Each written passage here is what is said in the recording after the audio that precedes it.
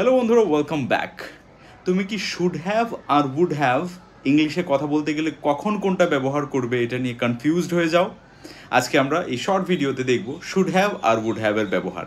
Should have মানে কোনো কিছু উচিত ছিল বলার জন্য শুড হ্যাভ ব্যবহার করি আমরা।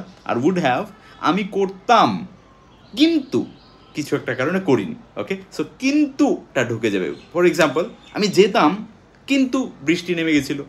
আমি তোমাকে কল করতাম কিন্তু আমার ফোনের ব্যাটারি শেষ হয়ে গেছিলো বা আমার ফোনটা কাজ করছিল না, আমার ফোনে নেটওয়ার্ক ছিল না।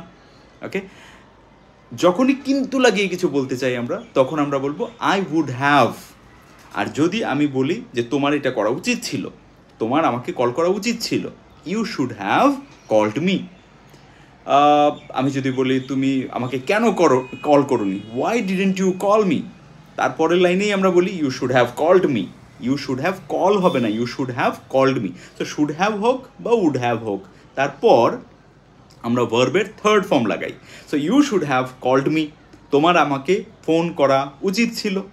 তুমি উত্তরে বলতে পারো yes I would have called you, হ্যাঁ আমি তোমাকে ফোন করতাম, বাট কিন্তু there was no network on my phone, আমার ফোনে কোনো নেটওয়ার্ক ছিল না। বা my phone was out of charge, আমার ফোনে চার্জ ছিল না।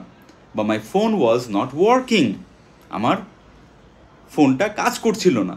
বা আমার কাছে ফোন ছিল না, but I didn't have my phone with me, so I would have called you, আমি তোমাকে ফোন করতাম কিন্তু but I didn't have my phone, আমার কাছে আমার ফোনটা ছিল না।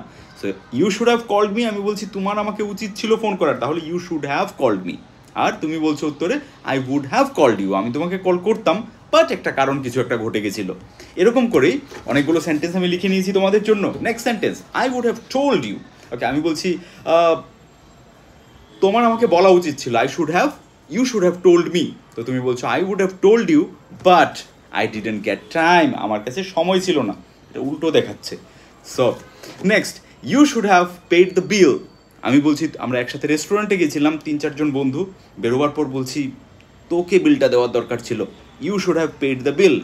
তুমি বলছো উত্তরে I would have paid the bill, আমি বিলটা দিতাম বাট কিন্তু I didn't carry my wallet or I didn't carry my purse, আমি পার্সটা নিয়ে আসিনি।